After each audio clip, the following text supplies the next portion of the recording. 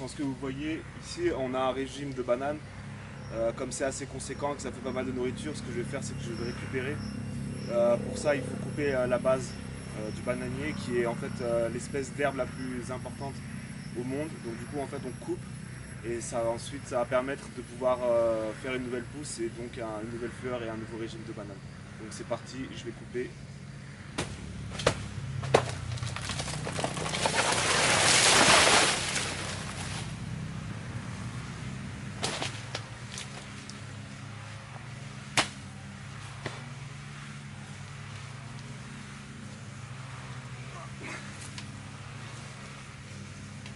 Et voilà, la petite nourriture pour une semaine.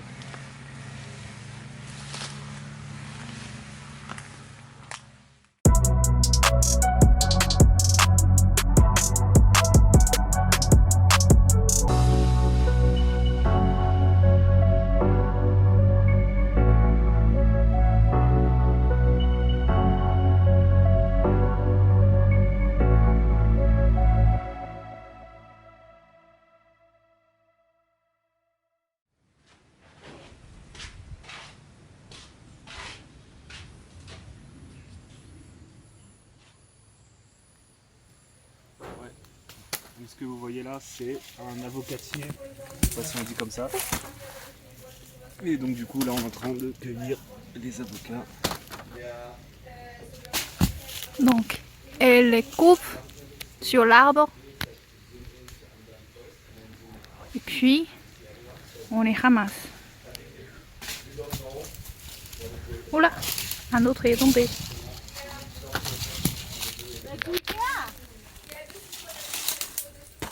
Bon, j'en ai un dans ma main.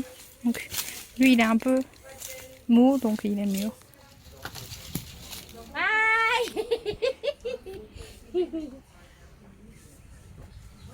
Waouh!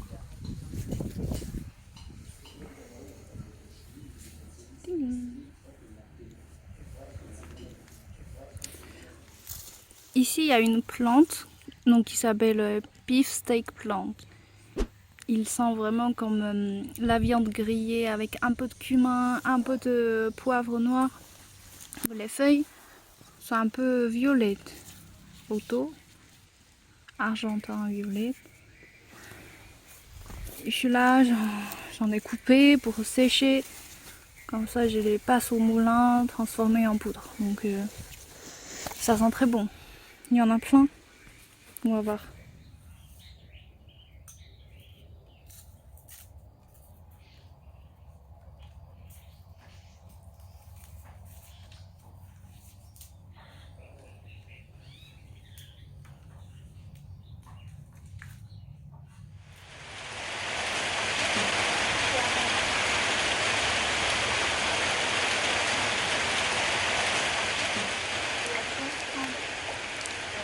Donc comme généralement on ne travaille pas le dimanche et qu'on ne travaille pas les après-midi, et ben en fait juste ça lui permet de continuer à travailler en ligne et ça nous permet de rester autonome financièrement et de pouvoir continuer à vivre comme on fait.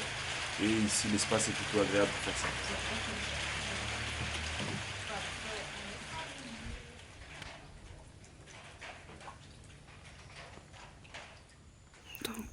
Donc, on a l'impression qu'il n'y a rien. Il n'y a que des herbes sauvages, mais en fait, voilà, on a des aubergines. Ici, des aubergines. Et ici, on pense que c'est des patates douces. Donc, il y en a quand même pas mal. Là, voilà, patates douces. Hop, d'ailleurs, qu'elle me dit rien juste à côté. Et ici, les anciens ont planté des roquettes. Et comme on peut voir, en fait, elles poussent très bien et puis il y a des fleurs. Donc certaines plantes européennes ou méditerranéennes poussent bien ici.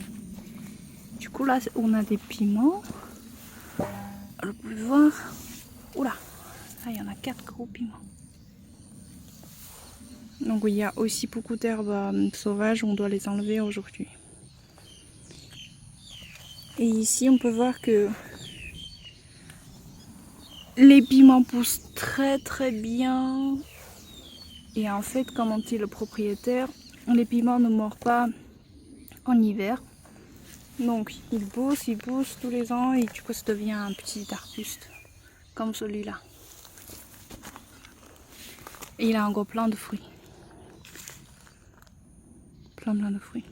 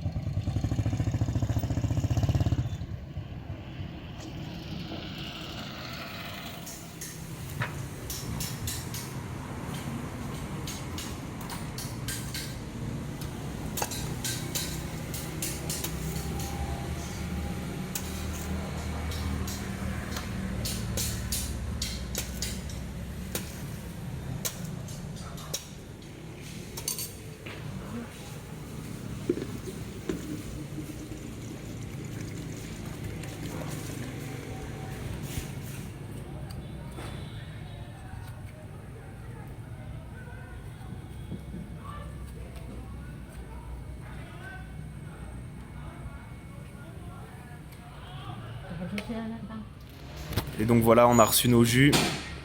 Donc comme vous avez vu, c'est 14 000, ce qui équivaut à peu près à 50 centimes. Vous voyez, donc on a le jus de coco frais, ils mettent un peu de coco dedans. Et donc vous avez vu la préparation. Et voilà, donc à nous de déguster.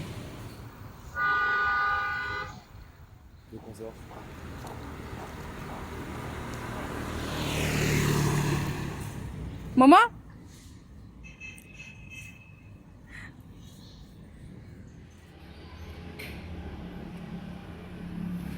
Là, on est arrivé à un bâtiment ancien. On ne sait pas si c'est un temple ou c'est quoi. Ou les lieux de culte des ancêtres.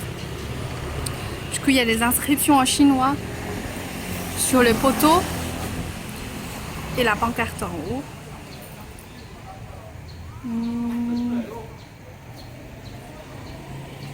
Ah ouais, je pense que c'est un temple bouddhiste. Ouais, voilà, là c'est les incarnations différentes de Bouddha. Je pense que c'est ça, ouais. On va se prosterner devant. Voilà, on arrive.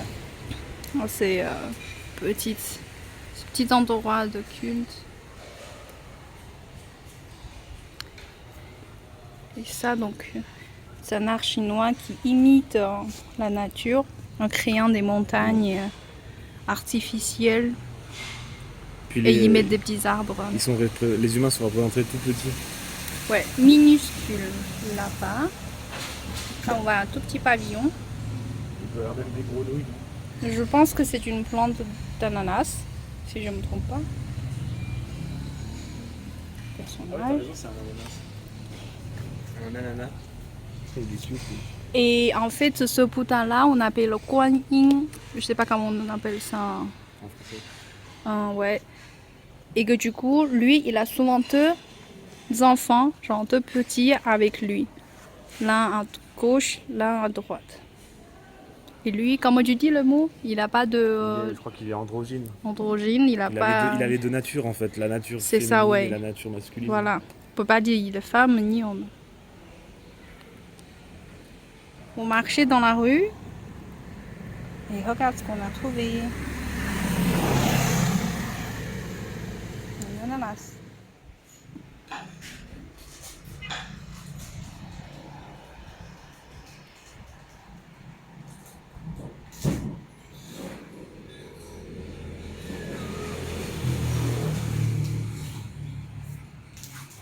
Donc là on s'est posé dans un café comme vous avez vu. Et effectivement le café est venu froid, donc j'ai mis un glaçon parce qu'il est super bon, mais il est froid donc c'est un peu étrange. Donc j'ai mis un petit glaçon dedans. Et c'est vrai qu'au Vietnam quand vous commandez quelque chose, ça vient toujours avec un verre de thé glacé. Et là ma copine elle a rien commandé, ils lui ont gentiment donné un aussi. Et donc du coup on va profiter du panorama.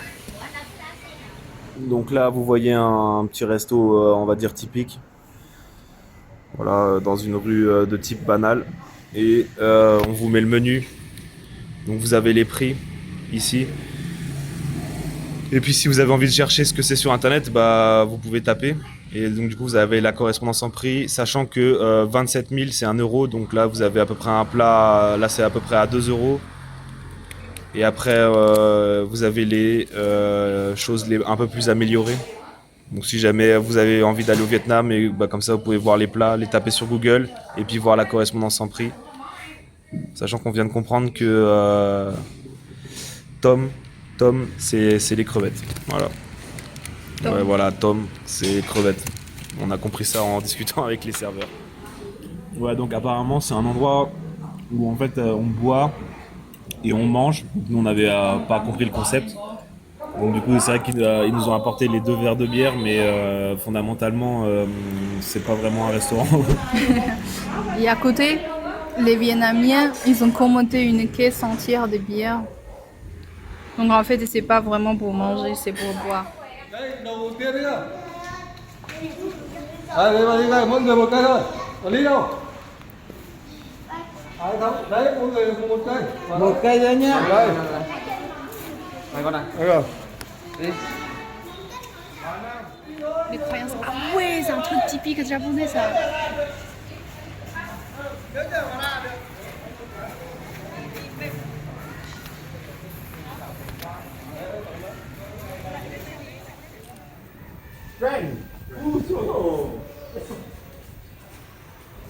Ở Việt Nam đâu chứ?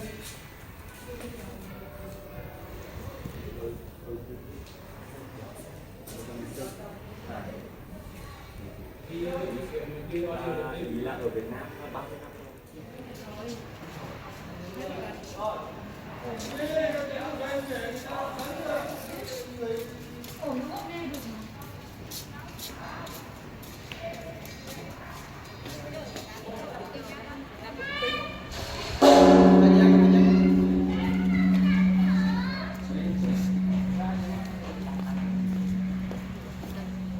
Con đi theo bạn nha. Đi thôi. Đi chơi nha bạn. Đi chút xíu rồi quay lại đi. Con đi chút xíu. Con chạy xe. Đi. Ông chút xíu. Đúng không em? Em. Cái này mình mở cửa này.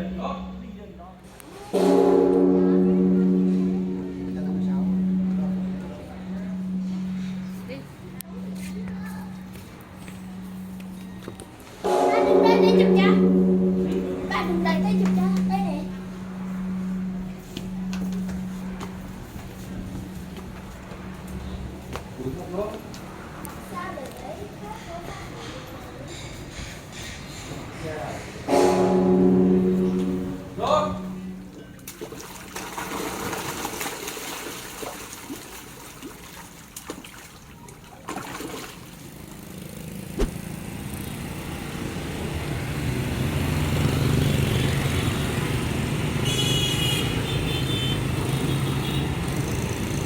Ouais, non, mais on voit rien.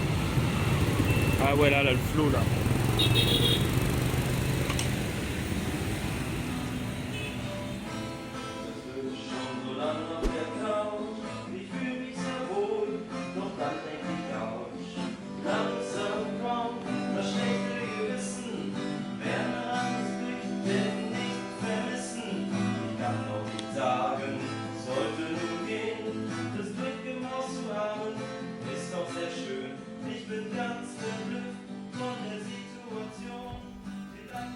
Hier, on a planté ici des tomates et des concombres qui vont, j'espère, grimper. Et on a paillé. Maintenant qu'une fois qu'on a paillé, en fait, pour accéder à cet endroit, on s'est rendu compte que ici c'était pas tip top. On a commencé à creuser, mais on va plutôt privilégier une solution durable et on va construire un escalier en pierre. Donc deuxième jour, on a creusé un peu la terre et puis on a mis des pierres pour fabriquer des marches. Voilà, donc hop hop, c'est solide. Donc puisque c'est de l'argile, donc il suffit de mettre de l'eau pour que ça se tasse. Et après on a mis des bâtons en bambou. Puis on a mis des graines le long de ces bambous. Again, it's also French. It's like enchanteur or something. Ah, enchanté, yes. Enchanté, yes, yes. The shampoo. Yeah. Donc là, on se prépare pour un petit apéro. No, it's not a problem. Perfect. Alright, do we have a assigned seat already or? Not really, because you're both. Ooh, Simon, maybe.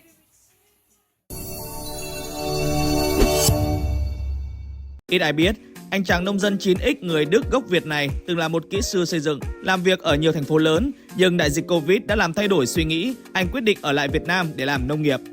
Trang trại sầu riêng có tên Fair Farm của anh ở Iagrai, Gia Lai có diện tích khoảng 7 hecta, gây ấn tượng bởi những hàng cây được phân khu vực, gắn mã một cách khoa học để tiện chăm bón, xử lý khi có sự cố. Trong farm còn có vườn ươm với những cây gia vị Việt Nam và đặc biệt là chúng được trồng và chăm sóc bởi những tình nguyện viên người nước ngoài. Mình tìm thấy Fair Farm trên Internet. Trước đây mình dạy học, chứ chưa từng làm nông nghiệp. Sau gần 3 tuần ở đây, mình học được rất nhiều về sầu riêng. Mình học rất nhiều về thảo dược Việt Nam, cách sử dụng chúng để nấu ăn. Mình rất yêu điều đó. Chúng tôi thích làm vườn, làm nông nghiệp. Nhưng mà chúng tôi sống ở đất nước có 4 mùa. Vì vậy, thật tốt khi được biết về nông nghiệp ở nước nhiệt đới và cách thức canh tác ở đây. Ở quê nhà, chúng tôi cũng muốn mua một mảnh đất và trồng vài loại trái cây, rau. Mô hình này mang lại cho chúng tôi nhiều kiến thức và chúng tôi có thể lan tỏa cho những người khác nữa. Mô hình của anh Hào thu hút các tình nguyện viên trẻ ở nước ngoài vì mỗi người tới đây đều cảm giác mình được làm nông dân và hơn nữa họ được chia sẻ những kinh nghiệm về giá trị kinh tế, xã hội của nông nghiệp bền vững. Mình cố gắng là mình làm thế nào cho nguyên cái vòng tròn khi mà mình trồng cây hoặc là mình cắt cỏ, mình để cho một nơi để cho nó phân hủy, mình lấy cái phần phân hủy sau 6 tháng, nó là phân hữu cơ. Giờ anh lấy cái đó là anh phân bón lại. Sắp tới ở đây sẽ mở ra thêm những chương trình phong phú trải nghiệm cho trẻ em và cho những ai cảm thấy thích hòa mình vào thiên nhiên, cây cối. Mô hình hứa hẹn sẽ lan tỏa những giá trị giáo dục về nông nghiệp, khơi gợi lại tình yêu nông nghiệp cho các thế hệ trẻ. Mình cũng muốn ủng hộ về nông nghiệp ở Việt Nam. Giờ là mình cũng cố gắng ủng hộ về nông nghiệp cho người trẻ.